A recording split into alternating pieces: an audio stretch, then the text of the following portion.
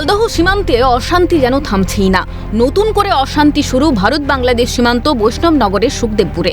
বেশ কয়েকদিন ধরেই কাঁটাতার লাগানোকে কেন্দ্র করে বিএসএফ ও বিজিবির বিবাদের ছবি উঠে এসেছে।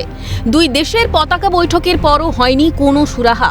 এই অশান্তির মধ্যেই কাঁটাতার লাগানোর সিদ্ধান্ত নিয়েছে বিএসএফ। কাজ শুরু করতে চলেছে সিপিডব্লিউডি।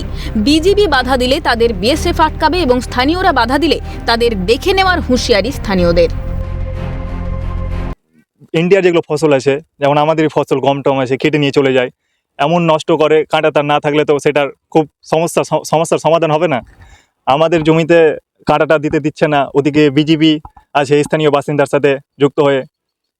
বিএসএফ এর পাশাপাশি আমরা তো সবসময় থাকবো, সাথেই থাকবো আমরা। ওদিকের স্থানীয় বাসিন্দা বিজেপির সাথে যা হবে, কাঁটাতার দিব, আমরা ওদিকে দেখে নেব। এখানে আমাদের ফসল থাকে, ফসল কেটে নিয়ে চলে যায়। এবার ওরাকে বলে ওরা কোনো ইয়ে নিচ্ছে না, বিএসএফ অতটা মদত করছে না। বাংলাদেশি নাগরিকরা এসে বাধা দিচ্ছে। হ্যাঁ, আমাদের ইন্ডিয়ার ফসল পানি কেটে নিয়ে চলে যাচ্ছে। এমন সমস্যা হয়ে গেছে, ওরা যত বাংলাদেশের নাগরিক আছে এসে আটক দিচ্ছে।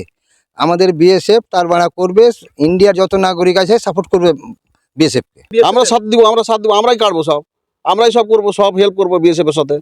হ্যাঁ, আমরা না কোনো সময় বরদাস্ত করবো না, আমরা বিএসএফ এর সঙ্গে আছি। হ্যাঁ, বিএসএফ এর সঙ্গে আছি। মালদা জেলায় 171 কিলোমিটার সীমান্তের মধ্যে 20 কিলোমিটার এলাকায় নেই কাঁটাতার। আর এই এলাকায় কাঁটাতার দিতে গেলেই বাধছে ভারত বাংলাদেশের বচসা। আর প্রশ্ন উঠছে এখানেই, নিজের সীমান্তে কাঁটাতার দিতে কেন বারবার বিজিবির বাধার মুখে পড়তে হচ্ছে ভারতকে? তাহলে কি এর পেছনে অন্য কোনো রহস্য রয়েছে? আবার সীমান্তে সিপিডব্লিউডি বিএসএফ এর নেতৃত্বে কাঁটাতার লাগানোর কাজ শুরু করবে। এইখানকার গ্রামবাসীরা পরিষ্কার জানিয়েছে তারা সিপিডব্লিউডি এবং বিএসএফকে মদত দেবে। বাংলাদেশিরা যদি বাধা দিতে যায়, বাংলাদেশি নাগরিকদেরকে স্থানীয় বাসিন্দারা বুঝে নেবে এবং ওখানকার সীমান্তরক্ষী বাহিনী এসে ঝামেলা করে তাদেরকে উচিত শিক্ষা দেবে বিএসএফ। মালদা থেকে ক্যামেরায় উদয় মণ্ডলের সাথে সমক লাহিড়ী, ক্যালকাটা নিউজ।